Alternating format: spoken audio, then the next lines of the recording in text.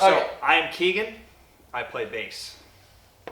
Garrett, I play guitar and do lead vocals. Jordan, play drums. Oh, everything's the hardest thing. That's the truth about it. I sit on this bed every night and I write music, and just put it in my journal. And then I try to create something that I like based on that. And I try to tell stories with all of my music because it's more real. And it's personal stories, it's not just made up shit. To me, that's the most impactful music, is true music, it's true stories.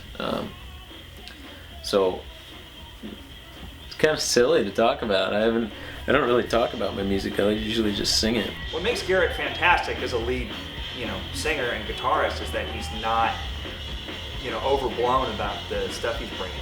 It's usually simple but well thought out. It's reduced to its core elements. And Garrett says, here's a riff I really like, I feel passionately about, what can you guys do with it? I've got a solid vocal melody, and all this shit's super catchy too. So it's about what works. He says, I got a nugget, let's polish it into a fucking diamond. Let's do it. What do you guys got? So I just walk in with that, and I'm like, this is what I got. Let's work with it. And then usually Jordan's the one that's like, well, we need something else because this is boring. He comes from the metal point of view, and so he's always thinking about what's the next riff.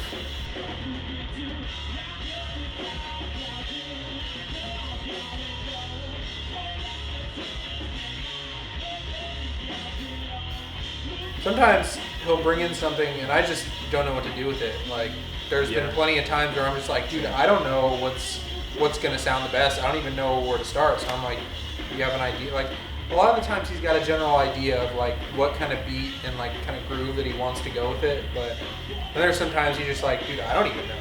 So you just kind of have to wing it. And we might go through 30 different things for a specific part and never find the right thing. Like with Burn It Down, through the first verses and stuff, like I didn't know what to do. Like you weren't super stoked on that. No, I was like, nothing sounds good. Everything that I play sounds like shit, and like it almost makes you like uninspired. But eventually, you come across something, and you're like, that actually kind of works.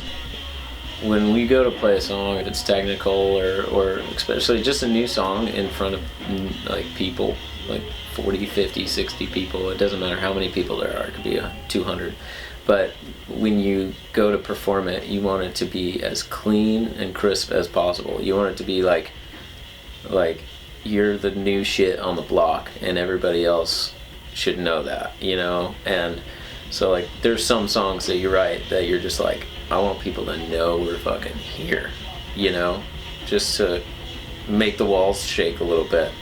And you want to write something that's going to make people, for me, I want people to be bobbing their heads. I want people to be jumping up and down, and I get a lot of inspiration from like Rage Against the Machine and Queens of the Stone Age and Audio Slave and all those bands that when you listen to them, you just want to move.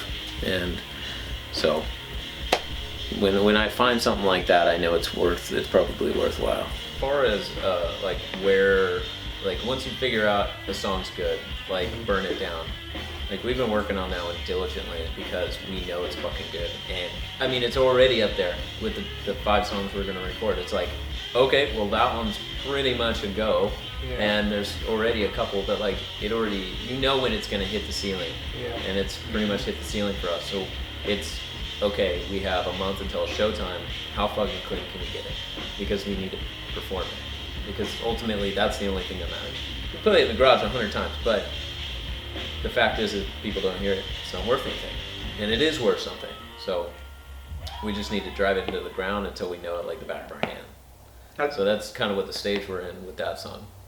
Knowing where your guitarist is going to go or where your bassist is going to go or when they're going to stop, when they're going to start, all those things are very critical to being a tight band, and before you can write the best songs in the world, you have to, play the ones you've got and play them so many times that you could be asleep and play them, you don't even have to think about it, and that's what makes it easy to be on stage and play in front of people, is that you've played this song in the garage at least probably 70 or 80 times.